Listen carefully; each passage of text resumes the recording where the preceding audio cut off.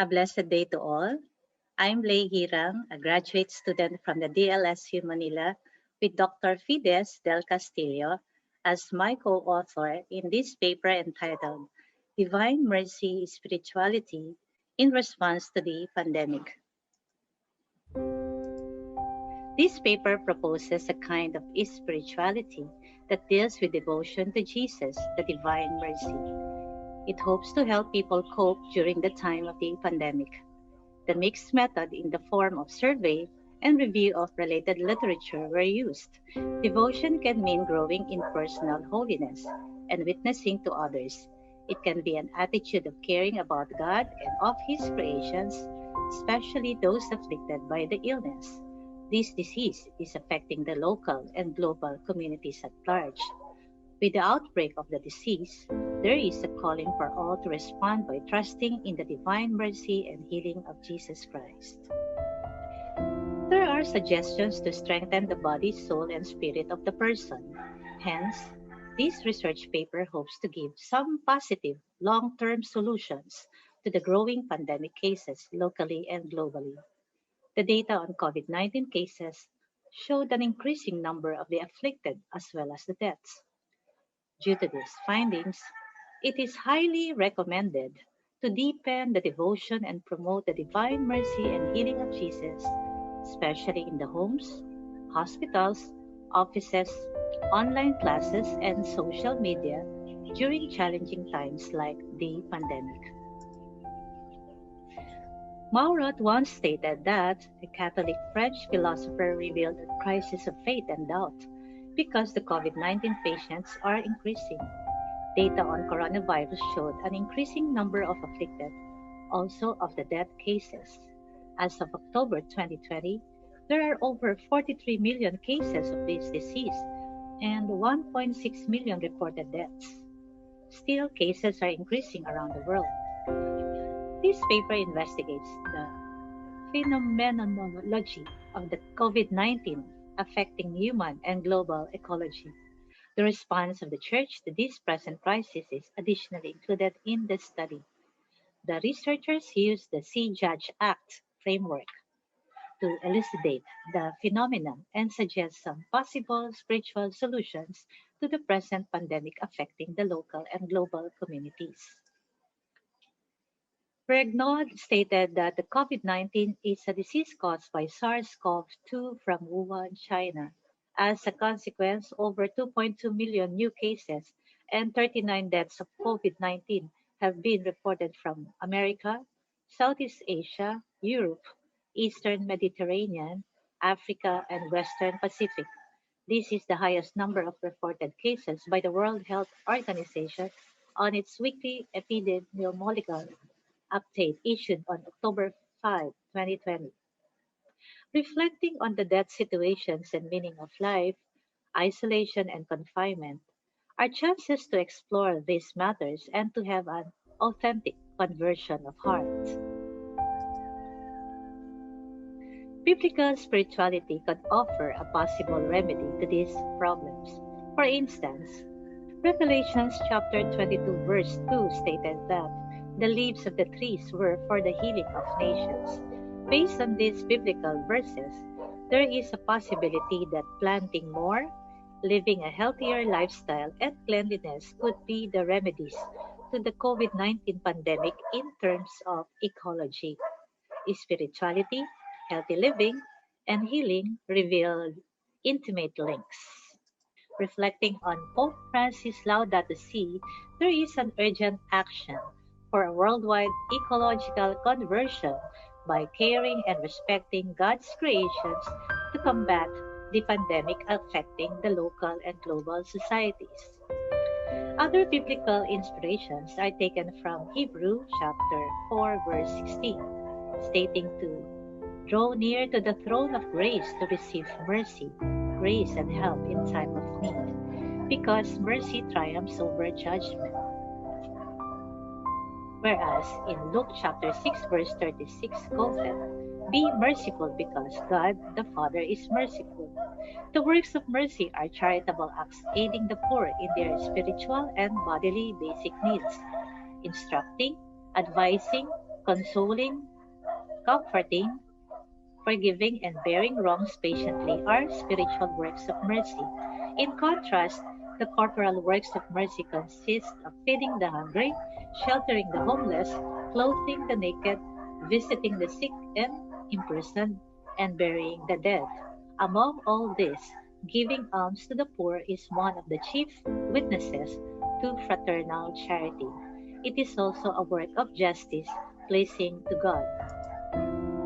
Saint John Paul II stated that the messianic message about mercy preserves a particular divine human dimension. Christ, the very fulfillment of the messianic prophecy, by becoming the incarnation of the love that is manifested with particular force about the suffering, the unfortunate, and sinners, makes present and thus more fully reveals the Father, who is God rich in mercy. At the same time, by becoming for people a model of merciful love for others, Christ proclaims by his actions even more than by his words that call to mercy, which is one of the essential elements of the gospel ethos. In this instance, it is not just a case of fulfilling a commandment or an obligation of an ethical nature. It is also a case of satisfying a condition of major importance for God to reveal himself in his mercy to man. The merciful shall obtain mercy. The mercy of God is the mission of the church. The church must bear witness to the mercy of God revealed in Christ. Eucharistic celebrations online are being propagated to ensure spiritual benefits to the people like healing, miracles, protections, and other answered prayers which are derived from attending such online masses. Added to this, a Marian priest once quoted that the divine mercy is the source of all renewal which starts within the family. The central element of the divine mercy is to awaken and develop the attitude of trust in every believer. The research aims to deepen spirituality by promoting the divine mercy devotion and healing of Jesus during the COVID-19 pandemic. The researchers conducted a survey and review of selected literature regarding the impact of this devotion. Hopefully, this may implicate further spiritual devotion in studies and improve the ministerial program of the Church even through digital.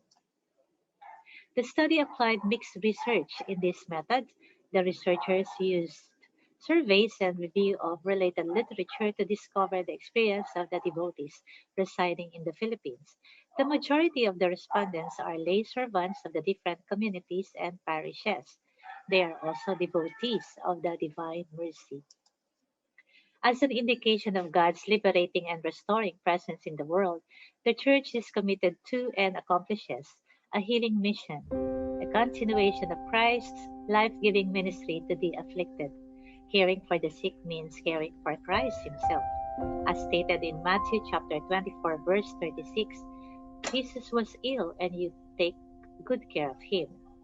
In other countries, there are numerous documentations of the spiritual congregations taking care of the sick because it was part of their ministry or service to the poor and the afflicted. The Association of Marian Helpers in the U.S. includes all people, regardless of their age, background, and nationality. Today, the connection extends to the current Pope, to all priests, brothers, and committed lay volunteers.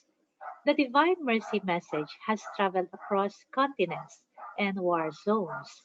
Some Marian helpers make it their special mission to spread the word of devotion. Others spread the message by starting a prayer cenacle or praying the chaplet of the Divine Mercy. The divine message is simply this, that God is merciful and forgiving, and that we too must show mercy and forgiveness. It's not a complicated or controversial idea yet. In this pandemic time, this is the wisdom the world needs.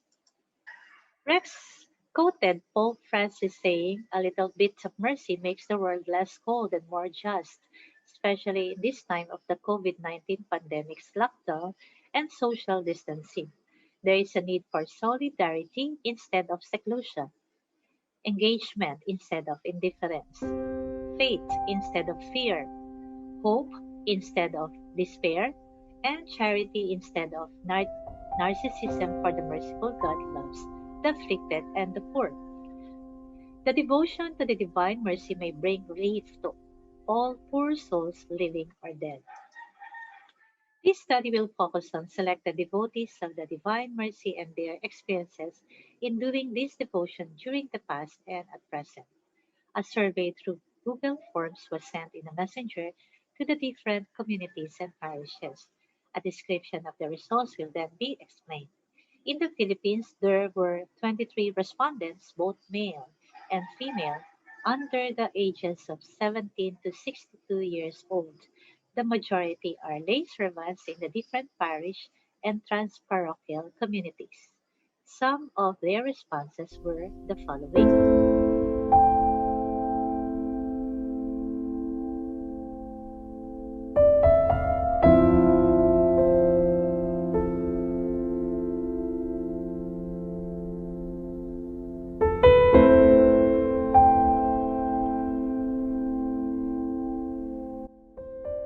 Based on the data gathered, the experiences of the devotees of the Divine Mercy are found to be very favorable and positive despite challenges. It allows them to develop piety and devotion to Jesus and even to the Blessed Mother Mary. It also revives and gives them a deeper sense of faith towards God. It moves them to become more merciful because the devotion itself makes them responsible members of the family, community, church, and society. Some Filipinos are into this devotion because of the elderly devotees, as well as those found in the digital world of devotion. Some of the youth and adults are being evangelized by this social media. The devotion to the Divine Mercy contributed a lot to the church ministry and evangelization. The majority has benefited from this, both those that are devotees and recipients of their actions. The paper discovered the experiences of the Divine Mercy devotees within the Philippines.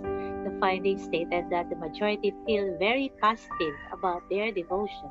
Some find it a secure refuge in times of the COVID-19 pandemic. Others overcome their difficulties and depressions upon praying the Divine Mercy Chaplet. Some find it an avenue for them to grow in holiness and mercy, which is directed to God, to others, especially the sick, the dying, the sinners, and therefore the whole world. This made them closer to Mary and Jesus. Some grew in prayers and meditation on the diary of Sister Faustina, while others transformed themselves as responsible persons who follow the ways of Christ. These positive experiences made the devotees satisfied because of the material, physical, emotional, psychological, and spiritual blessings related to this devotion to the Divine Mercy, especially in this time of COVID-19 pandemic. However, there are many distractions within the world, including technology and social media. The youth, for example, may find it boring and not enticing, hence they will settle for movie watching on Netflix or online gaming to alleviate the stress or boredom from the home, since their socializing is restricted nowadays because of quarantine. This challenge of encouraging devotion of Divine Mercy to teenagers made it difficult for the members to share their ministry, except perhaps to the kids and humble ones who are receptive to this devotion, because these little ones are easy to convince and evangelize. What is essential is to have a childlike trust in God and others, reiterating the challenges within the association. A deeper commitment to mercy devotion is crucial. An individual can find time to pray a brief prayer to the Divine Mercy. It only takes 15 minutes or less to pray the chaplet, although those who have enough time at home can pray for every 2 hours to maximize the devotion. Time and energy are essentials to this devotion, but a few people find it difficult to devote themselves to prayer because of commitment to their families and other priorities. Hence, this paper recommends that the devotion to the Divine Mercy will be practiced at home, in social media, in online distance education, especially in religious education.